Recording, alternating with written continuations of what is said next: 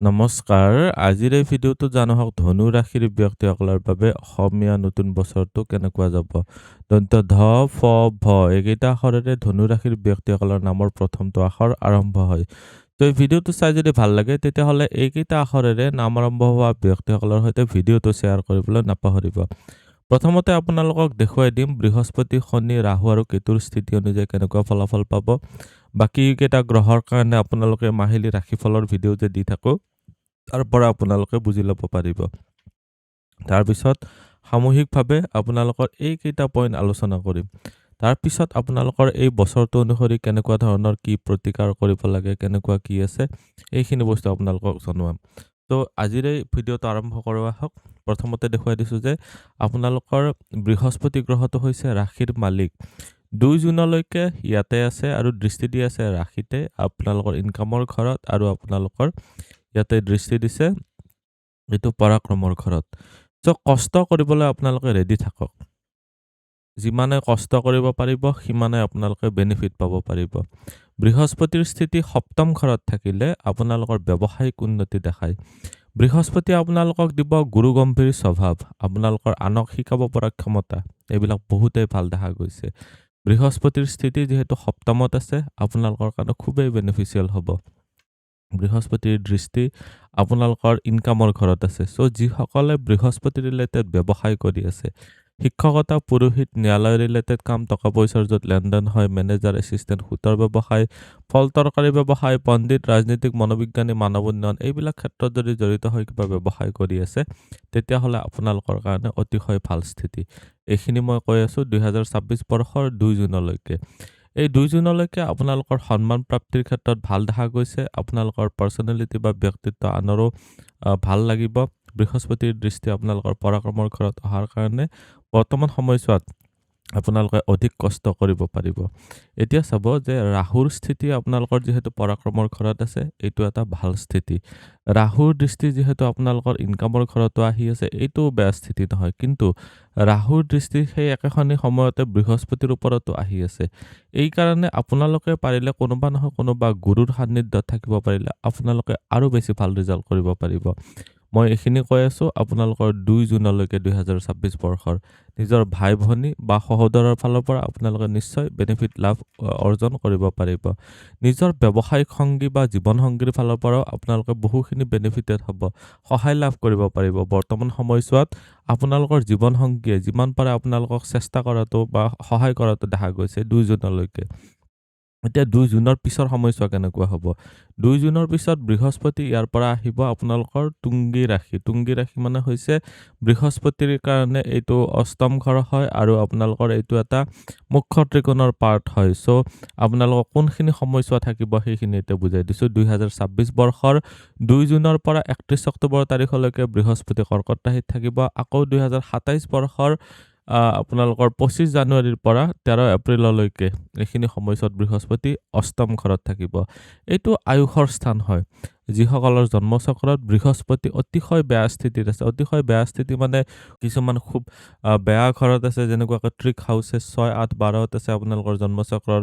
যদি আপোনালোকৰ বৃহস্পতি যায় কোনো নহয় কোনোবা পাপগ্ৰহৰ দ্বাৰা মধ্যত্বত আছে, তেতিয়াহ'লে আপোনালোকৰ কাৰণে বৃহস্পতিয়ে আয়ুসৰ ক্ষীণটো বৰ্তমান সময়ছোৱাত দেখাব পাৰে। এইখিনি সময়ছোৱাত অৱশ্যে এটা বস্তু ভাল যে আপোনালোকৰ ৰাশিৰ মালিক যিহেতু তুংগী হৈ থাকিব, আপোনালোকৰ দেহৰ ৰোগ প্ৰতিৰোধ ক্ষমতা বহুতেই ভাল থাকিব।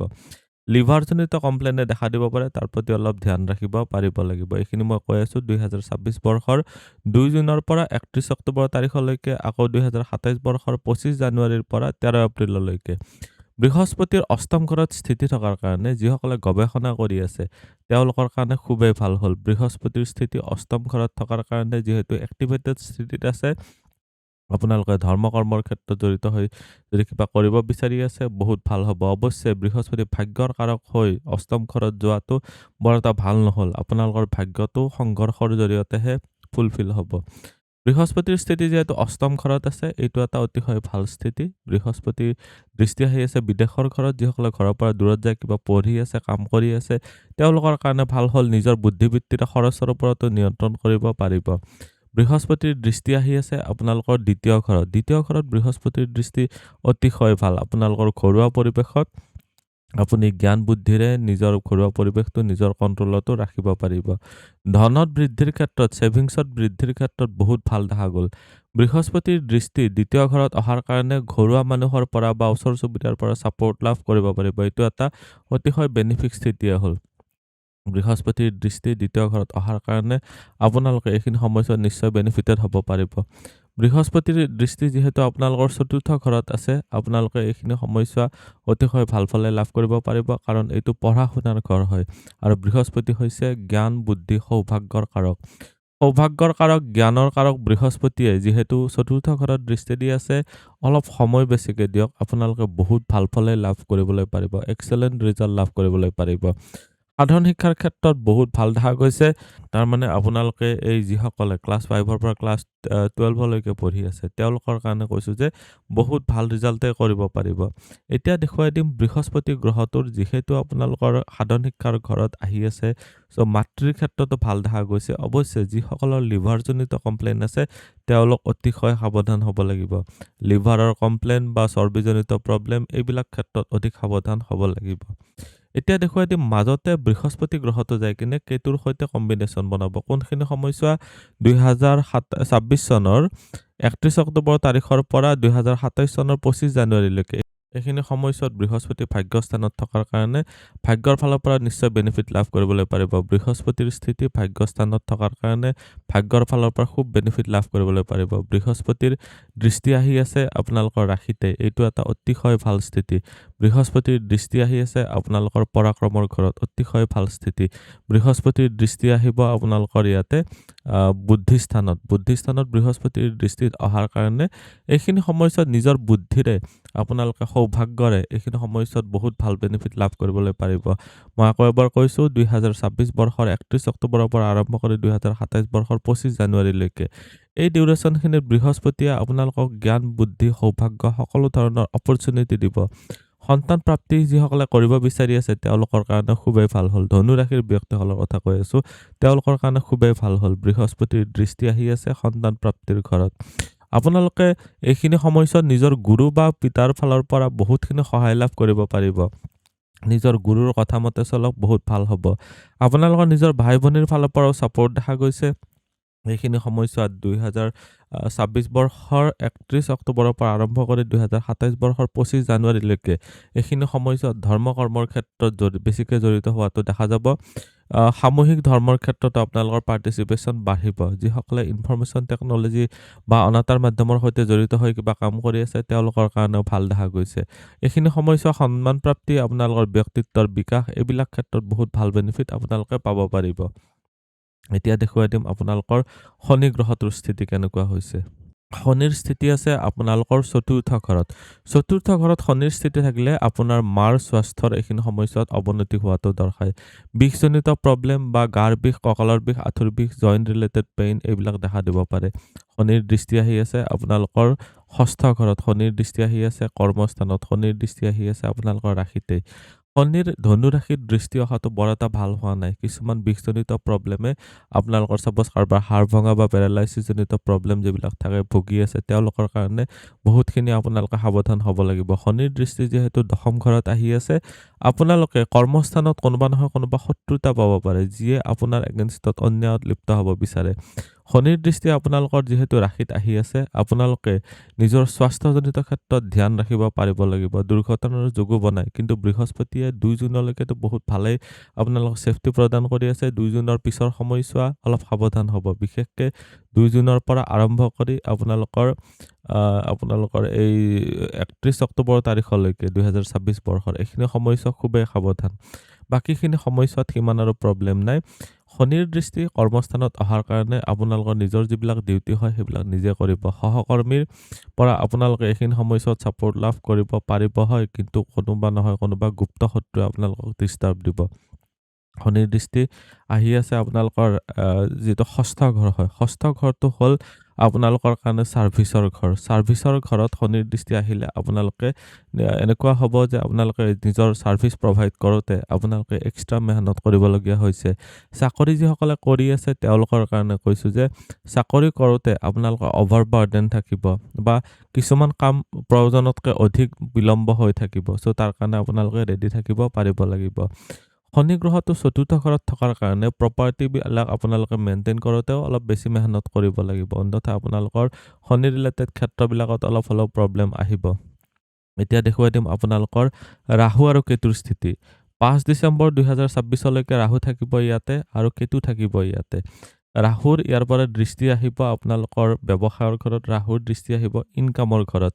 যিসকলে ৰাহু ৰিলেটেড ব্যৱসায় কৰি আছে, ছাপ'জ ঔষধ, ৰাজনীতি, আপোনালোকৰ ছাপ'জ এভিয়েশ্যন ইণ্ডাষ্ট্ৰীৰ সৈতে কিবা যদি ব্যৱসায় কৰি আছে, অনাতাঁৰ মাধ্যমৰ ৰিলেটেড ব্যৱসায় কৰি আছে, অনলাইন মিডিয়া ৰিলেটেড কিবা কাম কৰি আছে, আপোনালোকৰ যদি ইউটিউবাৰ হয়, এইবিলাক ক্ষেত্ৰত বহুতেই বেনিফিট লাভ কৰিবলৈ পাৰিব।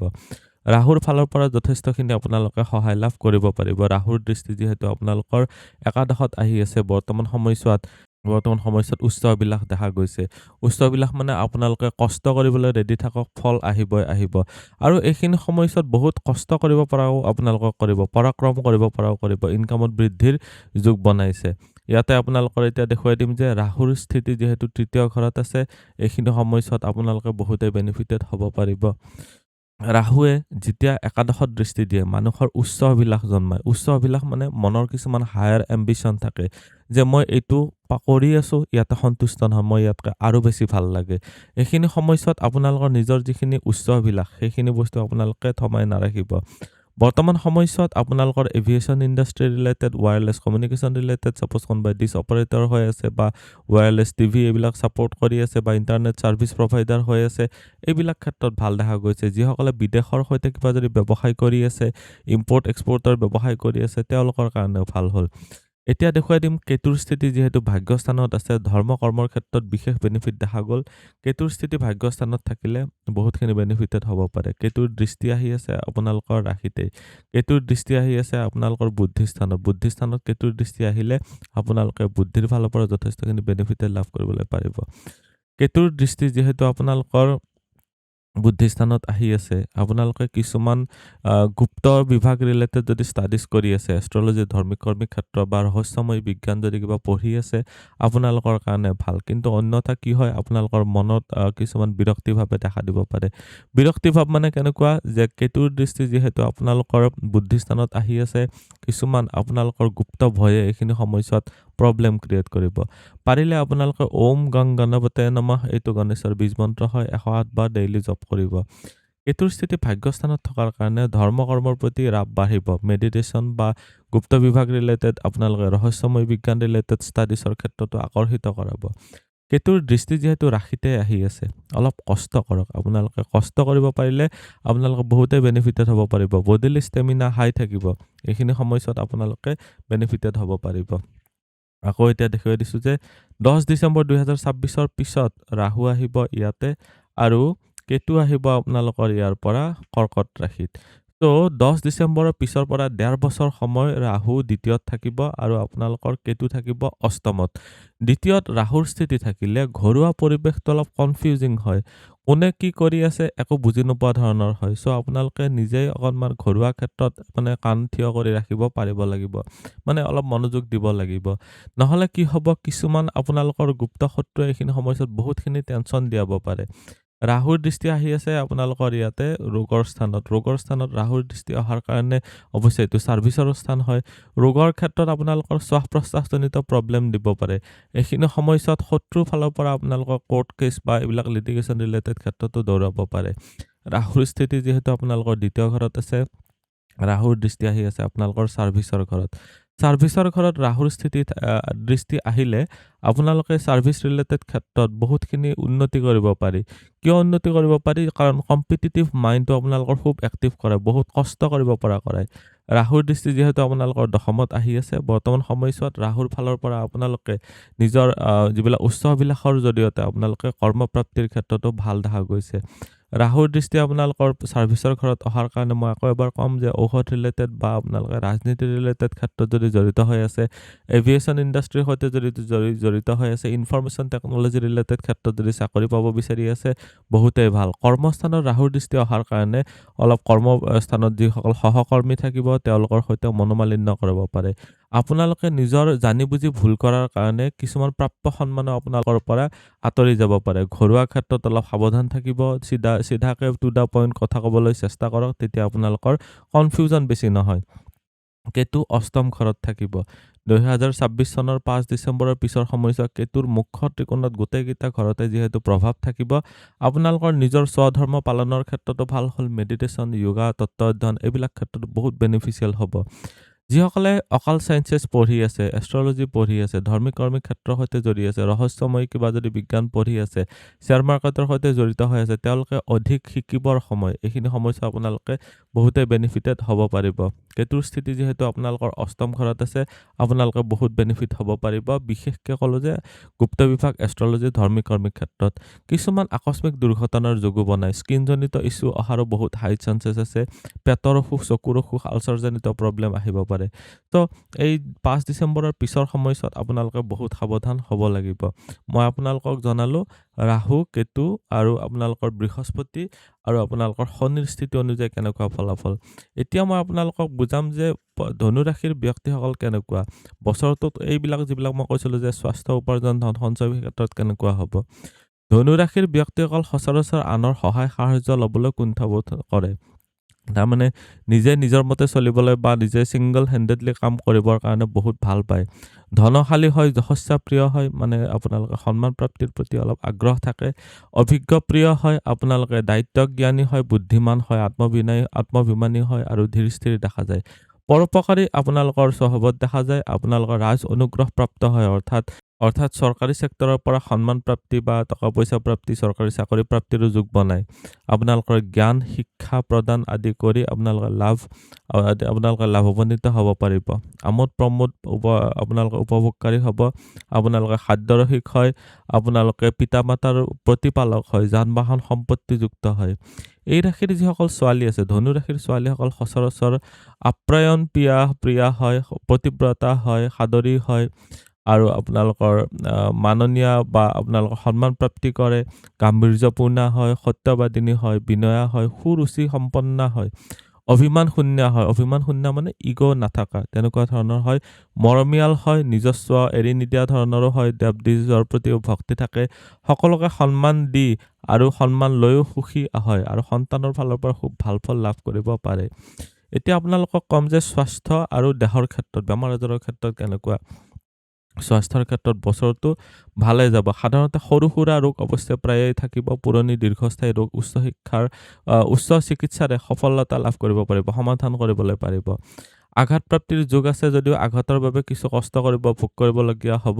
আত্মীয়ৰ আকস্মিক বিয়োগৰ বাবে মনৰ অশান্তি আহিব পাৰে। দৈহিক স্বাস্থ্য ৰক্ষা কৰিবলৈ আনৰ সঁহাৰি পাব। এইখিনি সময়ছোৱাত অৰ্থাৎ এই বছৰটোত কৰ্মস্থান, ধন আৰু ব্যৱসায় বাণিজ্যৰ ক্ষেত্ৰত কেনেকুৱা হ'ব। কৰ্মবদলিৰ কাৰণে আনন্দিত কৰিব। নতুন কৰ্ম লাভতো কিছু বাধা দেখা গৈছে। কৰ্মত জটিলতা থাকিব।